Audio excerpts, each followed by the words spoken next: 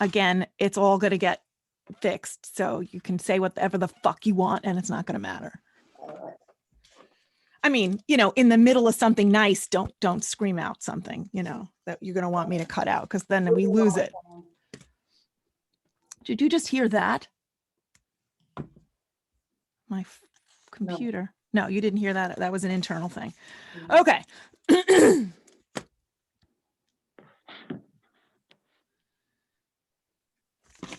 Oh crap, I don't have my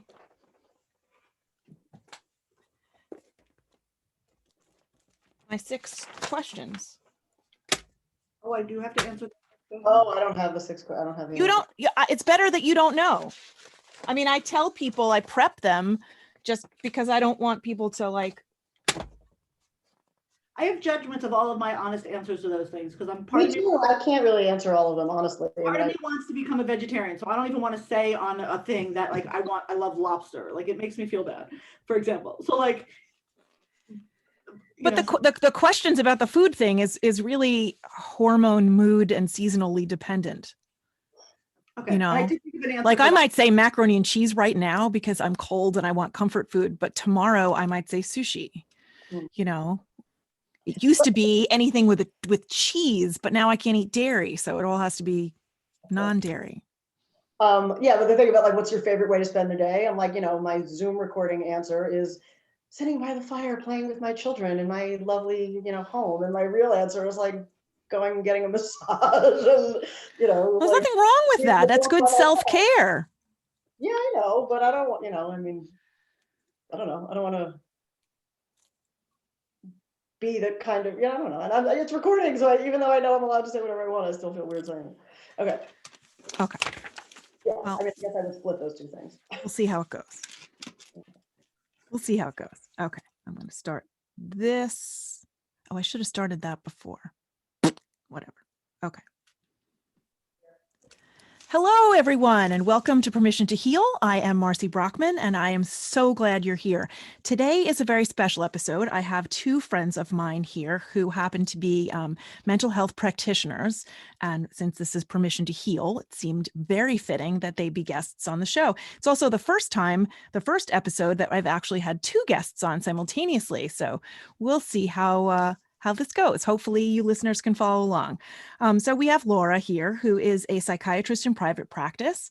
And we have Marcia, who is a psychologist in a combined sort of private practice, group practice situation.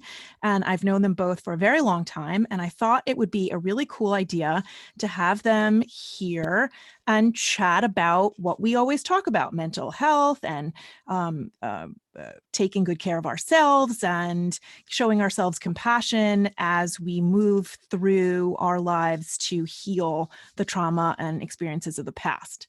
So welcome, ladies. I'm so glad you're here. Thank you. It's great to be here. Thank you very much for having us. Excited. My pleasure. I'm thrilled that you're here. So I usually begin the interviews with 6 fast questions. Sort of in the actor studio vein of things. So, we always wonder, like, now that we have like 2 people, which one's going to go first? We could do an alphabetical thing. We could do an age thing. The younger one goes first. I don't know. So like we both answer both, or perhaps, in the interest of time, maybe whoever has it, I don't know, whatever. Or we could alternate. There's 6. You each answer 3. Who knows? Okay, let's see how it goes. What 5 words would you use to describe yourself? Ooh, I had an idea for that. What if we describe each other instead? Is that easier? Oh, yeah, you know each other well. Why not? What 5 words would you use to describe the other one? Ooh, interesting. We're all in separate places, so no one's going to be throwing daggers at anyone else. We've also been friends a long time and we like each other, so I don't think we're going to say Right. I have 3 C's for Laura. Very caring, very compassionate, and very creative. Oh, I agree with that. That's very sweet. I am not as prepared as you are because I didn't know that we were going to perhaps do this. I would say loving.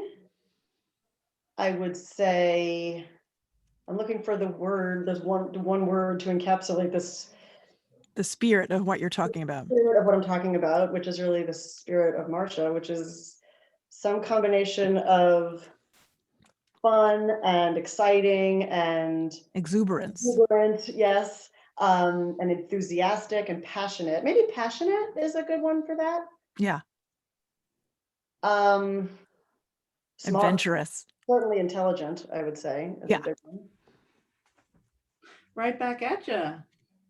Thank you. Lots of intelligence over there too. I mean, there's lots and lots of words to describe you. That's awesome.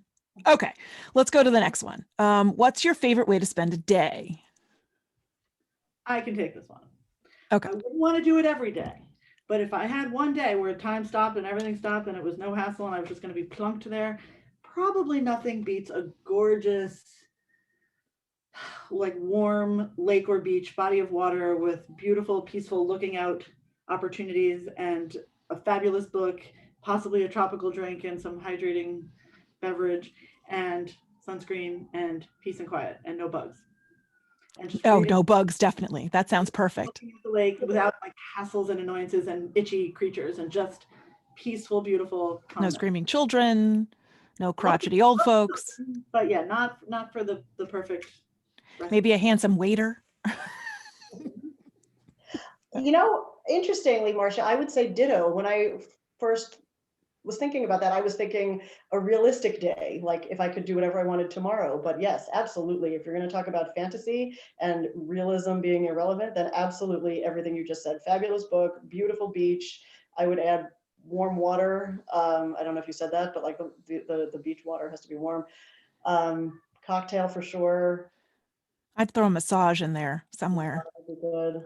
I wouldn't have thought to mention the no bugs thing, but certainly, yes. Yeah, that's crucial for me. Don't include that. No mosquitoes. Yeah. Yes, good answer. Nice. Okay, what's your favorite childhood memory? Sorry. Marcia just made a face. You guys that are listening can't see it, but she just made a face.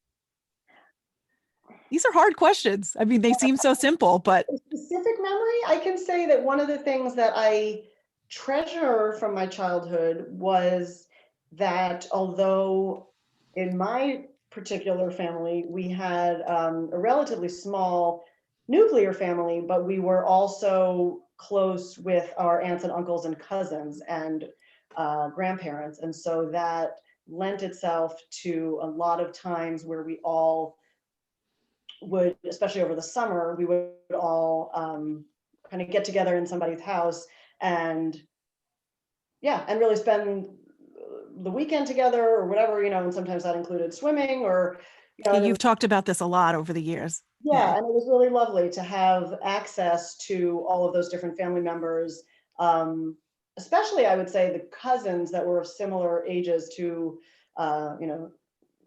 my siblings and I had, our cousins were of similar ages. And so we all got to kind of play together in a way that we didn't get to do in our regular home lives. And I thought that was very special. So I very much value that from my childhood, but I can't whittle that down to one specific memory. No, it's a recurring thing. So you're lucky that you've had that many of those experiences. Quite lucky. That's wonderful. Wonderful. Marcia, are you passing on this one? You look very pensive. Yeah, I'm pensive, man. I don't know. I mean, I have lots of little snippets of memories and things that make me smile, but it's also weird. Some of they're almost entirely like from recordings or pictures or after the fact. Yeah. You know what I mean? So I feel like it's authentic of me to tell a story. Because I can't think of one that like I remember purely. One thing I was gonna say, little snippets, but they're all from like photos. Oh, that picture, like that was from my birthday. Oh, we're that was really fun. Some Wi-Fi issues. Oh, there's me and father. Oh, that was really cute. Oh no. Okay, well, we may cut that entire question out because we lost some of the Wi-Fi and it all got garbled. Excellent. This happens when we're on internet. And bollocks. Okay. Can you hear me Um, now? I can hear you now. Can you hear me now? Yes. Okay. Yeah, that's got to go. That was hard. Okay, so we'll just cut that whole thing out. We'll end with Laura's question and we'll go on to the next thing. So what is your favorite meal? And again, this could be hormone, weather dependent, seasonal dependent. You know, I might say macaroni and cheese one day and a salad the next day, or actually I'd never say salad, but I might say sushi. I could say an ice cream sundae with no calories. No, that doesn't exist. Favorite meal. I can tell you my favorite course. Okay. I love soup. Yes, you I have always love loved soup. Soup is my favorite. Soup is so wonderful any time of day, any time of year. Like I would have soup for breakfast sometimes. Like I love soup. It's cozy, it's warm, it gives you a hug on the inside when you're cold. Like there's refreshing soups for when it's hot. Soup is just the best. Awesome. My mom used to tell a story that for a while, I guess I was probably around 7 or 8 years old, I would only eat chicken soup. Breakfast, lunch, and dinner, I would only eat chicken soup. And she called the pediatrician like really alarmed. Oh my God, my daughter's only eating chicken soup. And the doctor's like, yeah, and she's still eating. Eventually she'll get bored.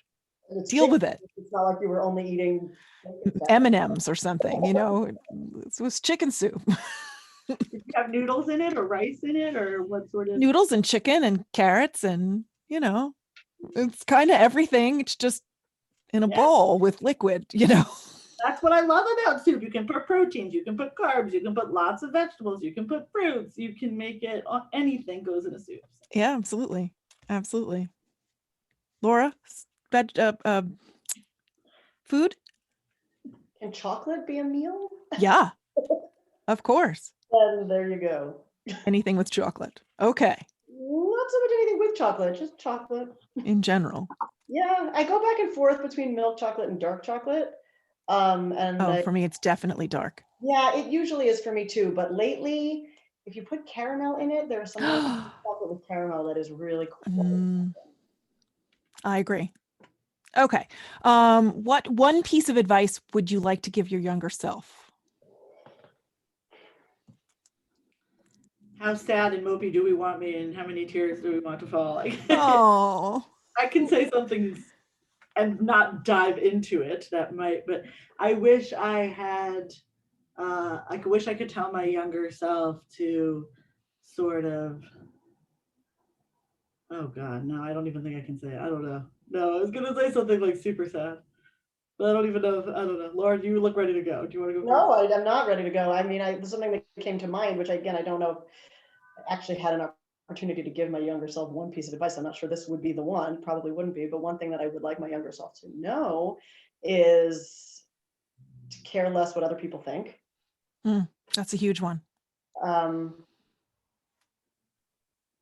My current self could stand to know that a little bit as well, but I know it certainly a lot more now than I did when I was younger. Yeah, that's the thing with this kind of questions. Like if you could magically infuse the sophistication and wisdom that comes with greater years into your younger, it's a very different sort of experience than just like being you and having that piece of info, you know, like that one piece. Like there's a person in my life who made it very, very challenging for me to have a decent relationship with side of my family. And if I could go back in time and treat that person with kid gloves and very, very differently, even though I would never have been able to at that age, it would have made my life a lot easier and probably some other people's. Yeah. So that's something, but I don't think if you could go and tell young Marsha to do that she'd be any better able to do it then than she was in real life, you know? Yeah. Yeah. I would like to go back and tell the younger Marcy that it is not her job to make sure other people are okay. And that she has to give herself compassion before she thinks about anybody else. Not that she should be selfish, but I grew up being a people pleaser and completely overlooking every one of my needs in order to make, well, specifically my mother, but most other people happy. Like if they came to me and said I had a problem, they had a problem rather, I took it upon myself and made it my responsibility to fix their problem. Me too. And that's, you know, you can't fix anyone else. You can try, but it's not your responsibility to. You can offer suggestions, but ultimately they're their own people and can ignore you and walk away. And that's it, you know? Especially when you're a kid, it is really not your job to fix the problems of the Totally not your job. Like I became my mom's therapist and that screwed my whole entire adolescence up. So Yeah, I think another thing that I would add to that, if I may, is for myself, not for you, but similar. I had a similar thought to what you were just saying, and I think another piece of advice I might give my younger self, probably more important than the first one, is protect yourself. yeah, And by which I mean, it's okay to have needs. It's okay to have opinions and stand up for yourself in a way and protect your right to autonomy and yeah, your right to feel and your right to speak up for yourself and that kind of thing. I think that's kind of what I mean by protect yourself, which I yeah, think is similar, although slightly different from what you were saying. yeah. I would incorporate that as well. Huge. Would have been life changing. But then again, you talk butterfly effect. If I was able to go back and do that, and then I wouldn't be the me that's talking to you now, I would be someone else. Right. Some certain nuance of my life, of my personality would be shifted. So Oh, let's everything. let's not talk butterfly effect. Let's just ignore that and carry forward. What is the one thing you would most like to change about the world? Oh, I can do that one. Go ahead. I would like people to,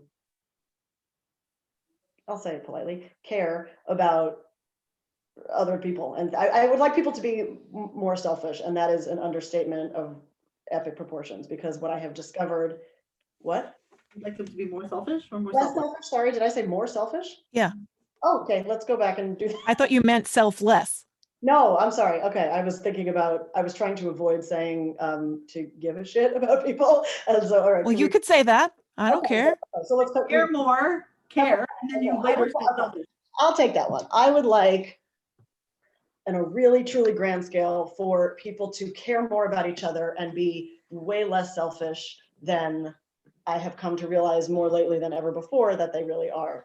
I think people are inherently self-interested, which to some extent is important for, self-protection and evolution of the species. But I also believe that people, especially nowadays, just simply are too easily able to remove themselves from the experiences of other people and Yeah, just say, if it doesn't affect me, I don't care. Um, and that's in terms of politics, that's in terms of COVID, that's in terms of charity, it's in terms of just everything, yeah, just even driving down the road, people are all too ready to cut each other off or, not let somebody else in, anything from small things like that to just, wearing a mask and protecting the world. so much less community mindedness than there's ever been before. Mhm.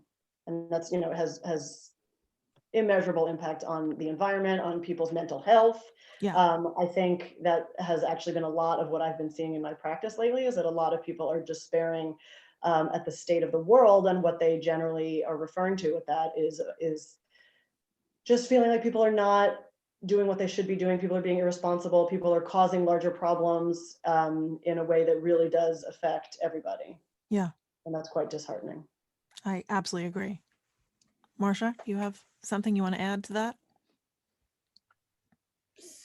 No, I agree completely with all that. It is very disheartening. I also hear that a lot, see that a lot. People despairing, like how can so many people see the world so differently than I do, and how can so many people have beliefs that I just can't wrap my head around, and they don't seem to care enough about other people. So it's really hard to sort of see a rosy path forward when you look around and see these proportions. So I think a lot of people are pretty stressed and pretty depressed as a result. Absolutely. Well, that brings us now into what I want, like the bulk of this conversation, the direction that this conversation will go in is as mental health professionals, as currently practicing practitioners, for lack of a better word. I mean, that's probably the best word. Have you seen an uptick in mental illness, or an uptick in anxiety, an uptick in people who are seeking your professional assistance? And Yes, certainly, yes. Definitely, I think there's just in general more and more people are reaching their breaking point. I'm personally a believer that just about anybody can benefit from psychotherapy of some kind at yeah, any, and that having a person to speak with outside of your immediate family, friends, partner, social circle, like somebody in a career, like a way who's impartial, but they're purely to help you and understand, is invaluable. So, and if more people are deciding, you know what, now I'm really freaked out, I need to talk to somebody, then I think overall it's probably a good thing. Bad that we're in this situation, but terrific that Sure. someone are reaching out, because I think it's getting gradually more and less stigmatized, or more unstigmatized. Like you know, it's Yeah, that was okay. going to be my next question. Do you think that the stigma against seeking mental health and maybe going on meds and all of that stuff, like finding different therapies to combat the different mental illnesses or the different stresses, the different anxiety points, do you see the stigma decreasing? I mean, I feel like that we're having so many more of these conversations, and other podcasts that I listen to, other podcasts that my listeners listen to. I think that, you know, there's a need to have conversations like this, but I feel like they're opening up so many more avenues for people to get help. I think from my perspective, it's a little hard to say that, to know that, because I am coming at it from a mental health professional's lens, so I Yeah. think, for me, that stigma has never been a part of my reality. I mean, it's obviously a part of the reality of people that come to me, and I talk to them about it a lot. But once they're coming to me, they've already overcome a certain amount of that because they're willing to come to me, So there is a self-selected group of people. So whether I can say on a larger scale that the stigma has gone down, I don't know. In my bubble, and I do think it's important that we all acknowledge that we are all living in our own Sure. bubble, it seems like it, and I certainly hope that it's true. And I agree with everything Marcia said earlier, that I believe everybody can benefit from psychotherapy, and in an ideal world, everybody would be engaged in psychotherapy. And I do think that this has probably removed some of the stigma, or at least pushed people over the threshold in some way, because this is an unprecedented event and situation in their lives, that they can maybe say, I've been wanting this for a while, or some people maybe I've never even thought about doing this, but now it seems like an appropriate choice for me. Yeah. I think that this pandemic, to deal with this level of comprehensive societal, community, and individual stress and strife all at the same time over this very long and prolonged period of time. I don't think anybody in February and March thought that we'd still be here in this position now. I think we sort of figured out by the springtime that it was going to be a long time. But I know I certainly didn't predict this. And I think that we all benefit from the fact that we have this teleconferencing ability, not only to go to school.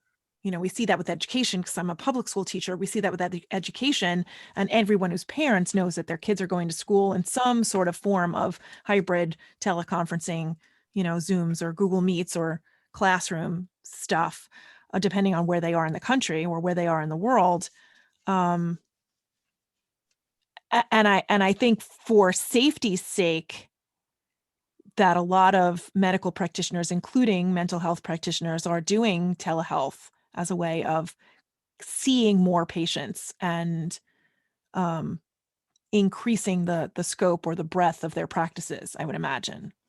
I mean, I know my own therapist and I see each other, well, through the phone, because she doesn't know how to use a computer well, which is pretty funny. But my daughter, who's seeing several practitioners, she does hers all through telehealth also. So I think that that's interesting. So specifically focusing on like generalized, when your patients come to you with these kinds of issues, how do you initially help them? How do you figure out what it is that they're struggling with?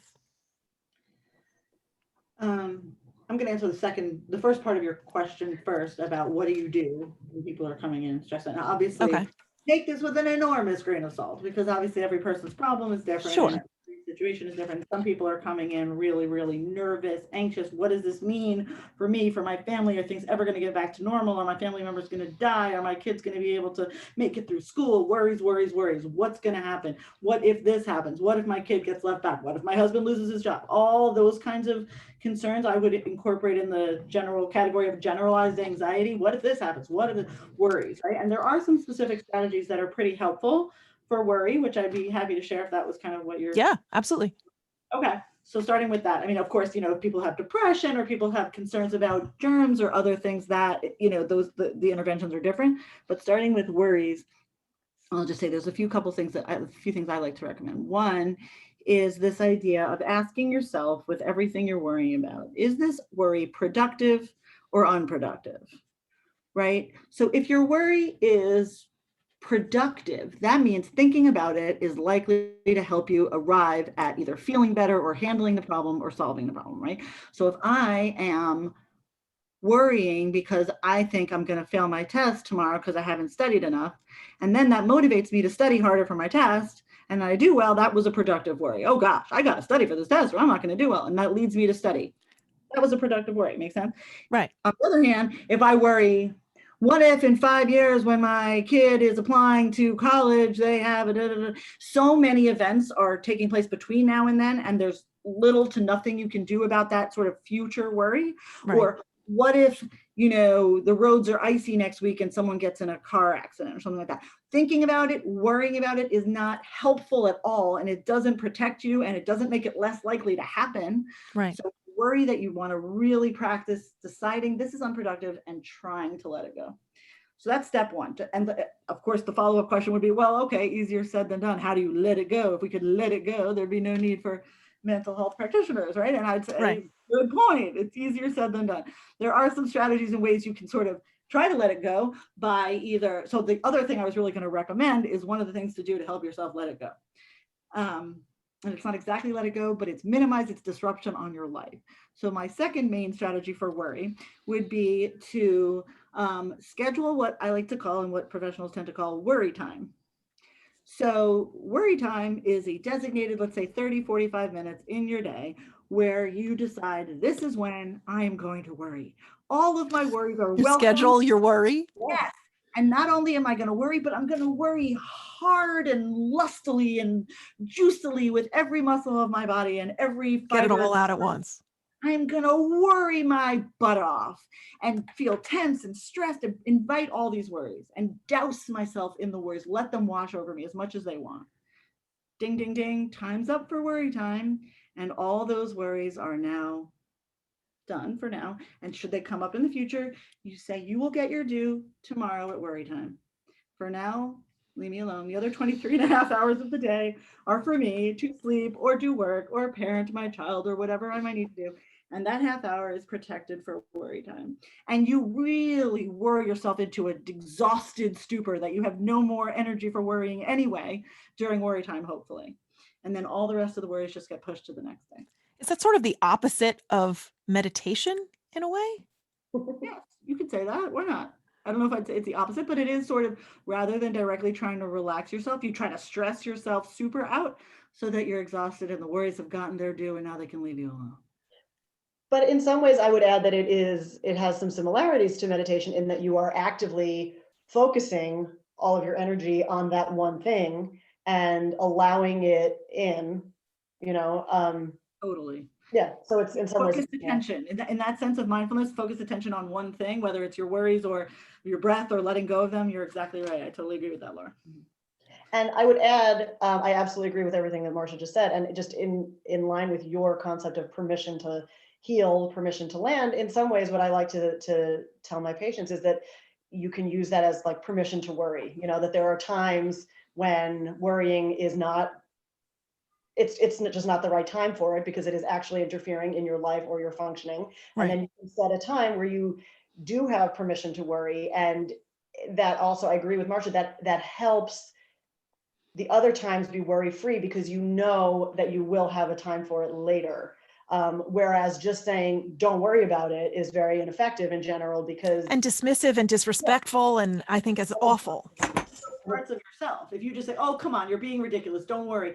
those parts don't get hurt and they have a legitimate purpose to serve and a legitimate desire to protect you. Anxiety is usually, and it's, until it gets over the top, is protective. It gives us an alarm system. Something's not right here. Something's concerning. So we don't want it to go away. We just want it to be channeled in a healthier way. So giving worry time, as Laura was also saying, is this way of giving it its permission. It's due. You're giving it all your attention some of the time, but it's not allowed to pervade your entire life.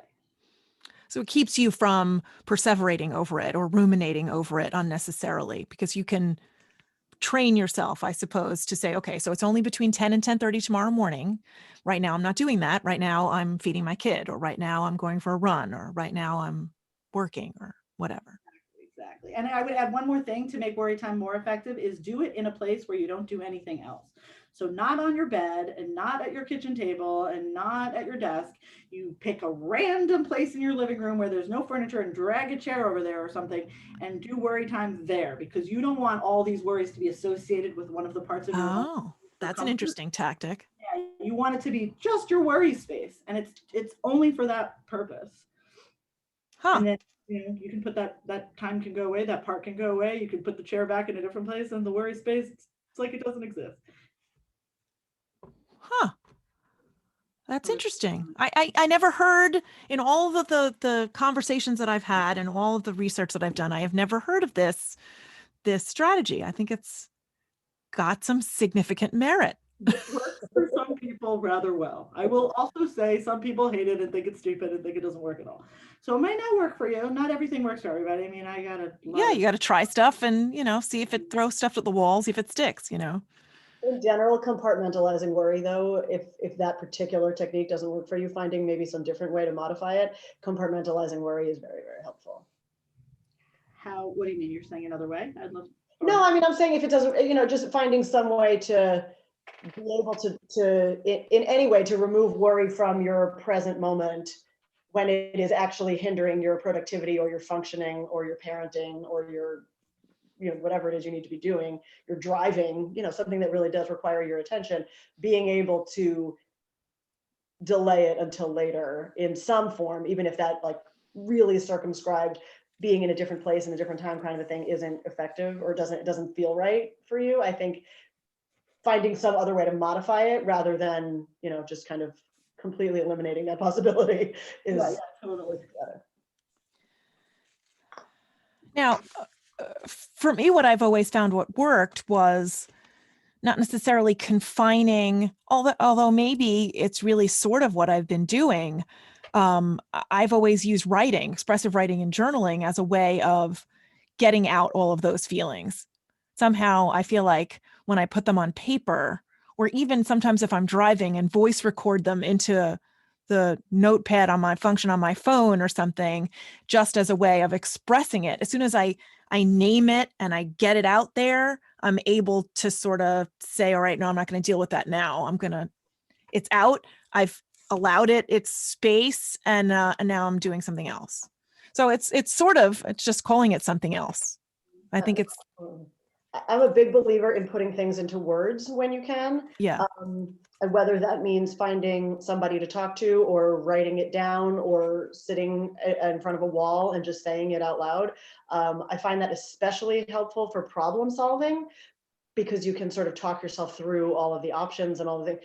Right. But it also, I think, is good for worry. It's good for a lot of things because it sort of forces you to name things and to hear yourself acknowledge things that maybe are a little scary, a little aversive in some way, things you don't want to acknowledge. It really does make you kind of come face to face with them. And once you do that, that can be a remarkable hurdle to get over, that then things become much easier to cope with. Yeah, that's extraordinary. While you were talking, it sort of reminded me, that TV show Grace and Frankie. Yeah. Okay. So it's Lily Tomlin and oh my God, what's her name?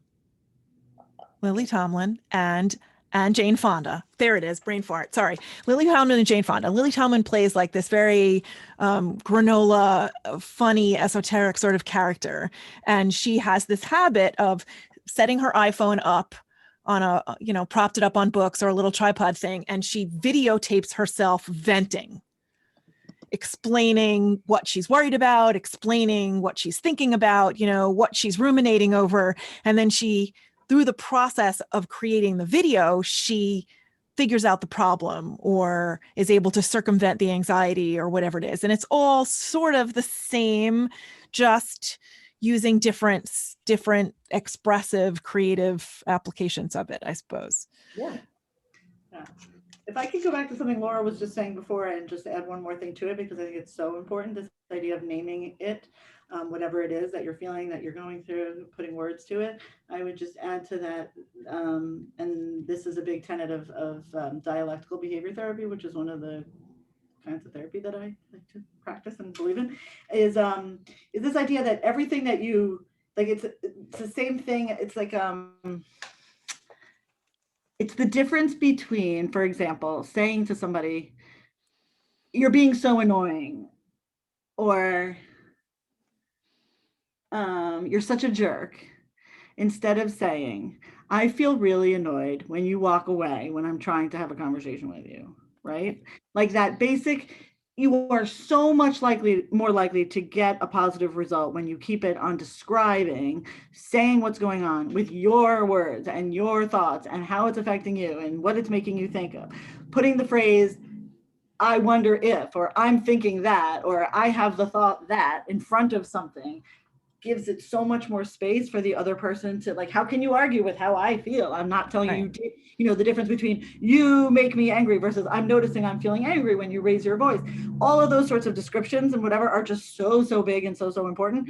And I think using that for ourselves too, rather than I'm such a loser, or why can't I get over this pandemic, or something like that. If you can say to yourself, I'm noticing myself having some negative thoughts toward myself, or I'm noticing myself feeling sad right now, or my throat feels tight, my chest feels constricted, my head is throbbing over here, like putting words to any part of our experience makes it so much easier to deal with, and also kind of normalizes it and makes it more relatable to other people that we meet. Right. And then the person that you're sharing that with is less apt to be on the defensive and much more apt to actually meet you where you are in that feeling. It's important. There's a whole lot of, recently I've come across a whole bunch of people who are suffering with whatever they're suffering with, and I don't know if it's a thing. I call it comparative suffering. Like, I shouldn't complain because someone else has it worse, even though I'm perfectly allowed to complain. Right now I'm quarantining. We're talking in December, and I am quarantining because I was in contact with somebody who has COVID, but I am relatively asymptomatic. I have cold symptoms, but nothing I'd ever seriously complain about. But I have a headache and I'm a little congested, and somebody else might say, well, you shouldn't complain because other people have it worse. What do you say to people when it infuriates me? What do you say to patients when they do that? Or friends when they do that? Do you want me? Okay, I mean, I think that it's important that everybody deserves validation for their own experiences and their own emotions. And you can't compare yourself. You can, of course, but I don't think it's healthy or adaptive to compare yourself to the suffering of others and therefore discount your right to have your own feelings and emotions. So yes, you're always going to be able to find, no matter how bad your lot in life, you're always going to be able to find somebody who has it worse. Does that mean that your suffering is any less? And especially if it's comparatively for you a very hard time, that is something that can be honored and respected. You don't have to use extreme language. No one has ever suffered more than I have, or this is the biggest problem anybody's ever had, going crazy with it. But this is really hard for me. This is one of the hardest things I've had to deal with. This is something that's been like a real struggle. There should be no shame in that or guilt about saying such a thing just because others have it worse. Exactly. That makes a lot of sense. Very articulately said, and Laura's nodding. She agrees. Yeah, I agree with that for sure. And I was going to say almost verbatim what Marcia just said, that you can always find somebody who's worse off. There will always be somebody who's worse off, but that doesn't mean that they are the only ones who are allowed to suffer. And more importantly, they're not the only ones that are suffering. If you are suffering, scolding yourself for suffering or shaming yourself for suffering, first of all, it doesn't alleviate your suffering. It doesn't do any good. Right. And it compounds the problem, because now you're suffering and you're embarrassed about it, or you're suffering and you're, judging yourself Self-conscious for and it. And judging yourself. And yeah, and it's not making the suffering any better. And I think that validating is the word that Marsha used, that I think is probably the most important one for that, is that your feelings and experiences are valid no matter what they are. And you're not asking somebody who is worse off to be the one that helps you through it, for example. I mean, if right, you have a friend who's homeless, they're probably not the person that you should be complaining to that you have a runny nose, right, but of course not. but you can acknowledge it within yourself, that it is something challenging or painful that you're going through, and accept that about yourself. And put it into perspective, but still allow yourself the grace and space to feel what you feel. Right. I had a colleague of mine who was complaining to me the other day that she didn't understand why her kid was so upset after something that was incidental, like an ice cream cone fell, or somebody took a toy, or something that we would as grown-ups deem as ridiculous, but it was pivotally traumatic for her 4 or 5 year olds. I don't know how old her kid is. And I was like sort of outlandishly upset, like, how could you not have compassion for your kid who's suffering from his or her perspective? What advice would you give that parent? Or go ahead. um I think it's very, very important as a parent. Now we're shifting to talking about parenting in this particular example, but in general, as a mental health provider as well, it is important to, well, okay, so if we're talking about children, it is really crucial to think about what is age appropriate, and not expect a 4 or 5 year old child to live the life or have the reactions or experiences of an adult, because we only get to the place where we know how to handle those types of things as an adult by going through them as a child, and by having those experiences validated. um, it's funny, I never noticed how permission to land, permission to heal is such a good sort of phrase for all of these things, because in this case, it's permission to feel. You Right. have to have permission to feel what you feel, and it doesn't have to be proportionate to what you would feel as an adult if you're a child. You want to Right. have Because you only have a limited life experience. If you're only 4, having your favorite toy taken away, or losing your lovey, or, the ice cream cone that you've been waiting for all day, that you were really good for all day, so you could deserve this ice cream cone, falling on the ground is catastrophic. right, and that's kids have those types of reactions, like I said before, so that they can learn over time with experience. I think people minimize the importance of experience in learning. You don't learn how to handle things as an adult until you have had the experience of learning things as a child.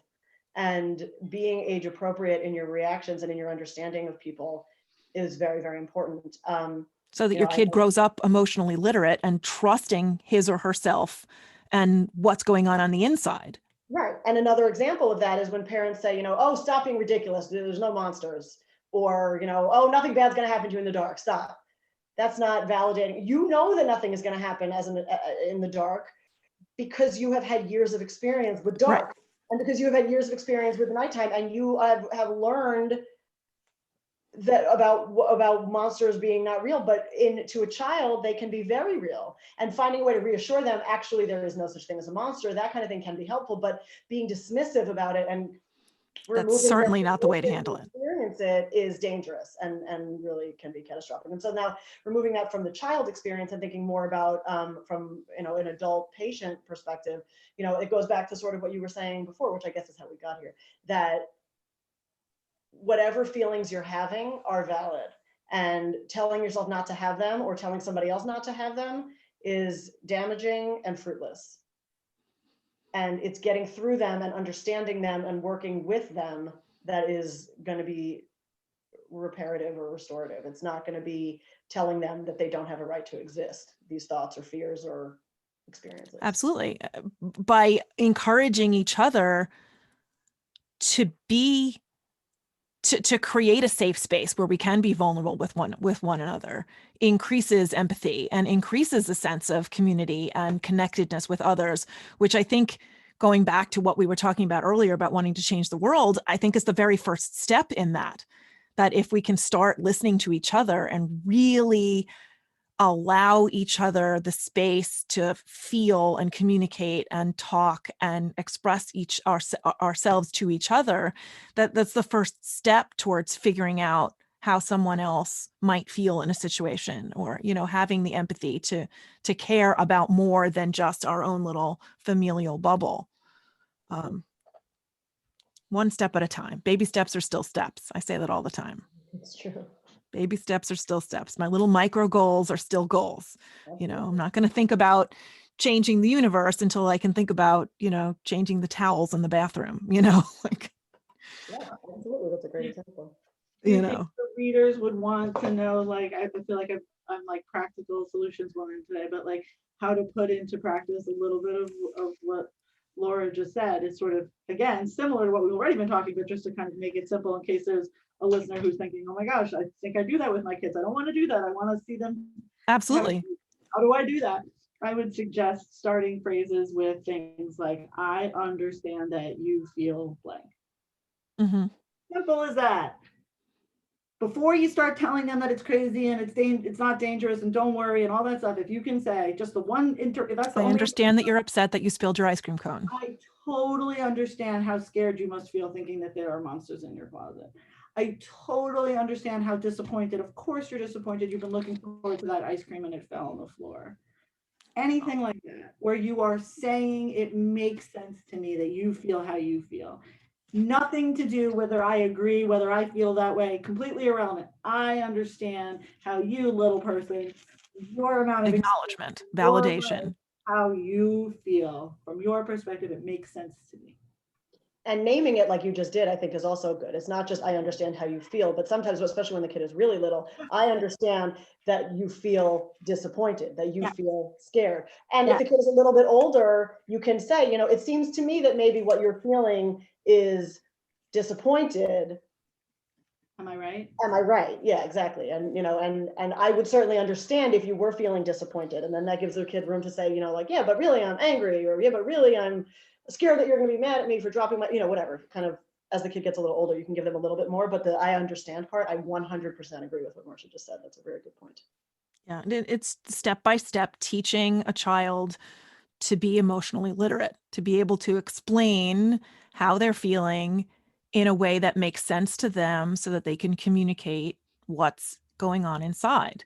I was reading an article, I want to say Washington Post, but I'm not 100% sure about emotional literacy recently. So it's probably not the Washington Post now that I'm thinking about it. But so this person was doing a study and had a group of people write down on a piece of paper all of the emotions they could think of. Just in general? In general, like you have a time frame, here's a piece of paper and a pen, write down all of the emotions that you can think of. And there were some people who could write a zillion of them. And there were some people who didn't get past angry, sad, happy, or I don't know, pissed off or something. There was only like 4 things that they could think of, and there was nothing else. And it just sort of reinforced for me as the listener. I mean, that was the only part of it that I remember. Reinforced for me the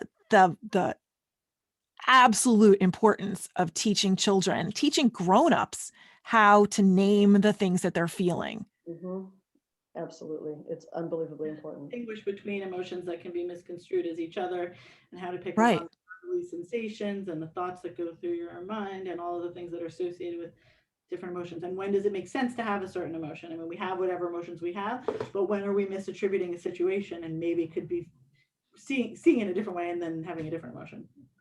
But anyway, yeah, there's a whole lot of interesting stuff about like emotional literacy and about helping people to figure out the way that they feel and be able to express it, because other people really can't guess and can't tell a lot. No.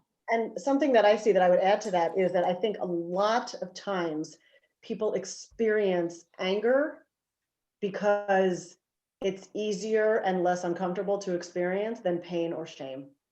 I think Yes. a lot of time things manifest as anger when really what they mean is that they're hurt, or that They're they're embarrassed, scared. or that they're embarrassed, or maybe Yeah. scared too. But if you're angry, I'm trying to think of a good example. It's hard to kind of like, a lot of times you're like, you're angry at your parents, let's say, for something that they did, in your childhood, but really what that may be is a less painful version of, I'm really hurt that when I was little, you weren't there for me in that way, or that you didn't give me what I needed, or, you let me down in some way, and that's hurtful. Right. And anger is real too, and you can be angry as well, but there is something satisfying in some way about the feeling of outrage that it makes it preferable to really allowing yourself to feel disappointed, hurt, ashamed, that kind of stuff. And I think a lot of the problems in the world come from people thinking that they're really angry when really they're hurt. Yeah. I mean, I know for a very long time I was very angry at my mother. And that anger really wasn't so much anger as just the little girl in me feeling abandoned and unloved and unworthy and unseen. And that is way more painful than anger. But I didn't know how to manifest it as anything else.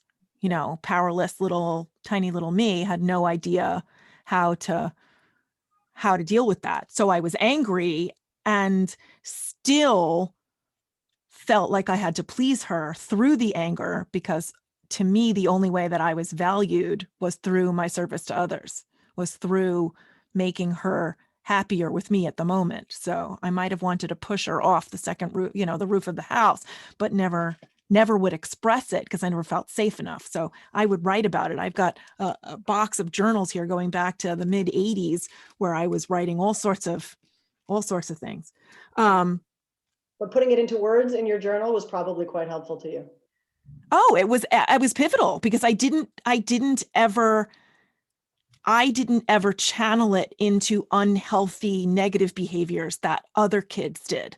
I didn't go do drugs excessively, and I didn't go drink, and I didn't go lie and like do all sorts of behaviors that would have been physically and emotionally detrimental to myself. Instead, I drew and wrote. I expressed it through creativity.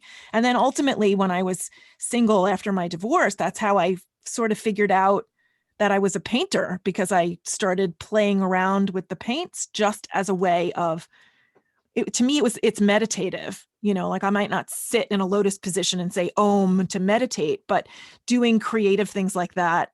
And I think, Laura, you're so creative also. You probably feel that also, that the creativity, that having that outlet, whether you're making Halloween costumes for your kids, or you're making, or I'm painting something, or writing a poem or something, it channels those feelings into something else, and gives that cognitive center of my brain some rest, where I'm not consciously aware that I'm processing, but I am. Yes, and I do have that experience. And I would say, Marcia, you probably, I would guess that you do that a little bit with music. I think for you, music is an important part of and dancing is an important part of your sort of expressive thing. I think you don't identify as creative as much as you are. I think you're more creative than you think you are. I don't think of myself as the Visually creative. paper. You're kinesthetically creative. Yeah. Kinesthetically creative. I like to sing, I like to dance, I like to move around, I like to do that kind of stuff, but trying to draw a picture that looks like the thing, not much. Well, we all have talents in different things.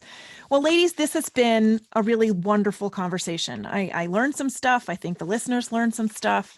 And I think that your patients are extremely lucky to have you in their lives.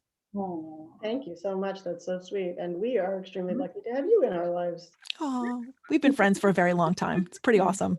And we will be forever. Well, the Permission to Heal audience and listeners are so thrilled that you were here, and maybe we'll have you back again at some point. That would be great. Lovely. Thank you so much. Thank you. Stay well.